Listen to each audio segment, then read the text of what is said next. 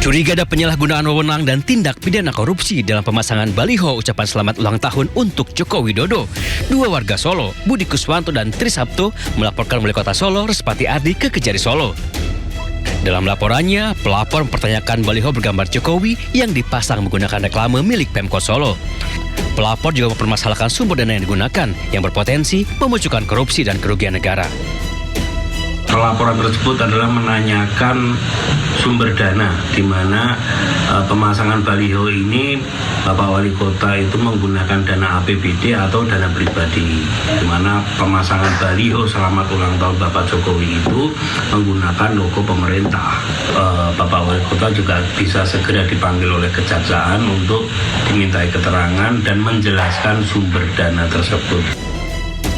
Menanggapi laporan terkait dirinya, Wali Kota Solo Respati Ardi mengaku salah dan mempersilahkan Kejari untuk memeriksa dirinya. Iya, tentunya kami menghormati prosesnya. Kita akan mengikuti dan kita akan sesuaikan dengan ketentuan yang berlaku. Kita hormati. Sementara itu, menurut Kejari Solo, penanganan perkara baliho Jokowi telah ditingkatkan dari tahap pengumpulan data dan bahan keterangan ke tahap penyelidikan. Setelah ditelaah, kemudian kita saran dari tim penelaah dilakukan pengumpulan data dan bahan keterangan oleh Intel dan sudah dilakukan full data full paket. Artinya kita sudah ada bahan. Setelah itu untuk memastikan apakah ada peristiwa penyimpangan atau ada dugaan tipikor atau tidak, kita sedang melakukan penyelidikan. Sebelumnya untuk merayakan ulang tahun Jokowi ke-65, 21 Juni lalu, 7 baliho bergambar Jokowi disebar di sejumlah titik di kota Solo. Belakangan terkuak titik reklame yang digunakan milik Pemkot Solo. Pelapor curiga ada dugaan penyalahgunaan kewenangan dan korupsi di balik 7 baliho bergambar Joko Widodo tersebut. Tim Liputan iNews melaporkan. Hadiah sayembara mencari ijazah SMK Wapres Gibran hampir mencapai 3,5 miliar rupiah. Ya, pembuat sayembara Denny Indrayana meminta Gibran segera menunjukkan ijazah SMK-nya.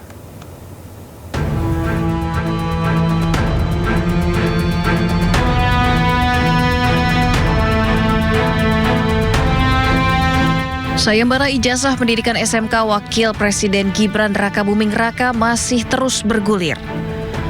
Hingga 24 Agustus 2026, hadiah sayembara hampir mencapai angka 3,5 miliar rupiah. Pencapaian hadiah sayembara ijazah Gibran diunggah langsung oleh mantan Wamenkumham Denny Indrayana di akun sosial media. Denny Indrayana juga meminta Gibran menunjukkan ijazah SMK-nya ke publik. Langkah hukum tetap dilakukan, gugatan ke PT UN, ke PN, ke KIP, tapi gerakan sosial juga perlu kita gaungkan. Karena tidak boleh ada syarat menjadi wapres, pendidikan SMA atau sederajat tidak dipenuhi. Jika Mas Gibran tidak punya bukti pendidikan SMA atau sederajat, maka layak kita menuntut beliau untuk mundur, berhenti, atau dimundurkan. Sementara itu, Ketua Umum Militan Gibran Nusantara Andi Azwan menyebut bahwa sayembara yang dilakukan Denny Indrayana sia-sia. Andi Azwan menduga ada motivasi politik dalam sayembara tersebut. Pola yang dilakukan ini adalah mengajak masyarakat ya untuk membuktikan ijazah SMA Mas Gibran. Yang jelas tidak ada ijazah SMA Mas Gibran karena Mas Gibran tidak bersekolah SMA di Indonesia. Apa motif di balik itu? Motif di balik itu adalah politik semata. Ya, karena ini ingin melihat bahwasanya apa yang dilakukan Denny Indrayana ini adalah untuk mengganggu pemerintahan Prabowo Gibran. Sebelumnya PT UN Jakarta menerima gugatan pemerhati pendidikan Mercy Sihombing terkait surat keterangan setara ijazah milik Gibran yang diterbitkan Kemendikdasmen. Usai gugatan diterima, PT UN Jakarta akan menggelar sidang pokok perkara pada 27 Agustus mendatang. Tim Liputan iNews melaporkan. Dewan Kehormatan Penyelenggara Pemilu atau DKPP menolak seluruh pengaduan Bonatuasi Lelahi terkait dokumen legalisasi ijazah Presiden ke-7 RI Joko Widodo. Ya, dalam aduannya, Bonatua antara lain mempersoalkan fotokopi ijazah yang telah dilegalisasi tetapi tidak mencantumkan tanggal legalisasi. Namun DKPP menyatakan persoalan tersebut tidak serta-merta membuktikan dokumen yang digunakan dalam tahapan pencalonan sebelumnya tidak sah. DKPP menilai para terpadu tidak terbukti melakukan pelanggaran kode etik dan pedoman perlaku penyelenggara pemilu. Bonatua menyayangkan putusan tersebut karena bisa menimbulkan masalah kearsipan dan verifikasi dokumen di kemudian hari. 23 tentang jalur retensi arsip. Yang kita butuhkan fotokopi ijazah terlegalisir. Nah, ini akibat lebih panjang adalah ke depannya ya. Arsip yang tahun 2005 fotokopi ijazah terlegalisir cap basah ya 2005 dan 2010 tidak perlu lagi dicari, tidak perlu lagi diminta, tidak perlu lagi berkewajiban diserahkan ke Andri untuk diautentikasi. Artinya lagi lebih kasarnya jong, kita nggak perlu ngapa-ngapain lagi di Republik ini. Hakim Pengadilan Negeri Jakarta Selatan menolak pra-peradilan yang diajukan Dr. Tifa Uziatia Suma dalam sidang yang digelar kemarin. Ya, hakim menyatakan gugatan Tifa gugur demi hukum.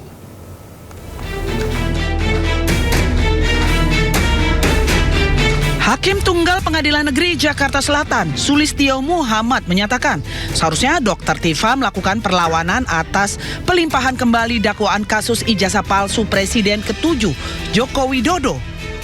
Pertimbangan hakim ketika berkas sudah dilimpahkan ke pengadilan, maka status Dr. Tifa sudah terdakwa sehingga Tifa tidak lagi memiliki kedudukan hukum mengajukan pra-peradilan. Inti dari perkara hukum yang menimpa saya ini adalah bagaimana seluruh masyarakat Indonesia itu bisa mendapatkan sebuah kejelasan yang sejelas-jelasnya ya mengenai apa yang selama ini menjadi polemik, yaitu dugaan ijazah palsu mantan Presiden ke-7 Joko Widodo. Dan ketika kemudian sidang pokok perkara ini bisa kita jalankan, ini adalah sebuah kesempatan bagi kita.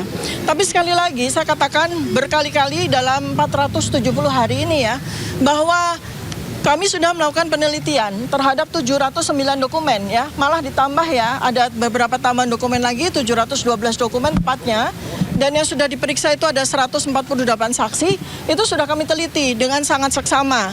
Dan dengan senang hati nanti kami sampaikan ya bersama dengan kesaksian para saksi, ada charge maupun para ahli ya di persidangan, andai kata memang sidang pokok perkara harus kami jalankan. Tapi untuk diketahui ya bahwa pada minggu ini ya, tanggal 18 Agustus 2026 kami juga sudah mengajukan pra-peradilan yang kedua ya. Kami sudah siapkan karena ada 2 pasal selundupan yang berkali-kali kami sampaikan ya.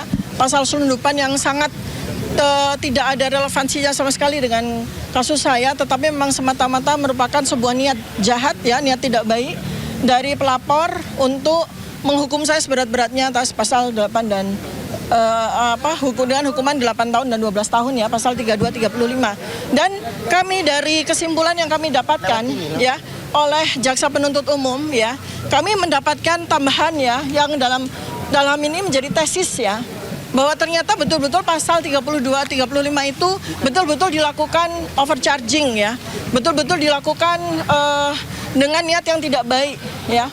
Malah kemudian